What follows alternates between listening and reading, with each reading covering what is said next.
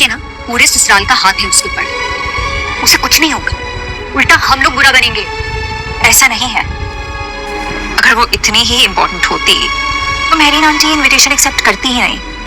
और उन दोनों को साथ देखकर जो आपको बुरा लगेगा उसका क्या? नहीं, मुझे तो बहुत खुशी होगी। मोहब्बत दलील नहीं मांगती सलाल, मोहब्बत बहुत खामोशी से अपने होने का एहसास दिला देती है। सितारा ने सबके सामने मेरी बहन को थप्पड़ मारा। मैं क्या करता? उसे मैं जो कह दिया वो कह दिया। तुम्हारी बहन को भी?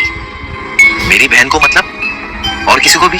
ऐसे में बजाय मुसीबतों को आगे बढ़ाने के एक खानदानी बहू होने के नाते इसको फेस करना चाहिए। अब लोगों के सामने पार्टी अटेंड करे और जो मेस तुम्हारी शादी की वजह से हुआ है ना उसे क्लियर करे। ये क्यों मैस क्लियर करेगी?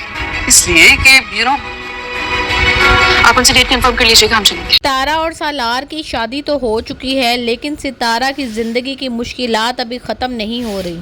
तो उसने वो सारा मेस क्लियर करना है जो कि सालार ने फैला के रखा हुआ है। दूसरा उसका गरीब बैकग्राउंड है जो कि उसका ससुराल किसी भी सूरत आमादा नहीं है उसको एक्सेप्ट करने के लिए।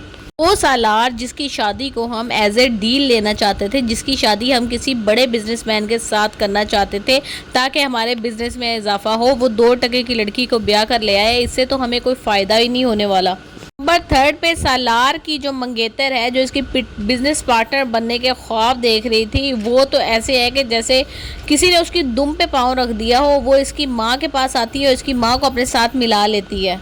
अब सितारा की सासू माँ भी इसकी हरीफ बन चुकी हैं और ये दोनों मिलकर फैसला करती हैं कि सितारा को हराने के लिए और इस घर से इसको भगाने के लिए जो है ना सलमान का साथ होना बहुत ज़रूरी है। लेकिन दूसरी तरफ भी बेई सितारा है। सितारा का कॉन्फिडेंस तो शुरू से ही लाजवाब है। जितनी मर्जी इसकी इंसल्ट होती रहे, बेइज्जती होती रहे, लेकिन ये कॉन्फिडेंट ही रहती है। हर चीज़ को जो है ना बड़े आराम से हैंडल करना जानती है सितारा। सारा अब सालार को कन्विंस कर रही है कि वो किसी भी तरीके से अपने बाप का बिजनेस संभाल ले ताकि उसकी पोजीशन घर में स्ट्रांग हो सके। अगला कदम वो उसके बाद उठाएगी।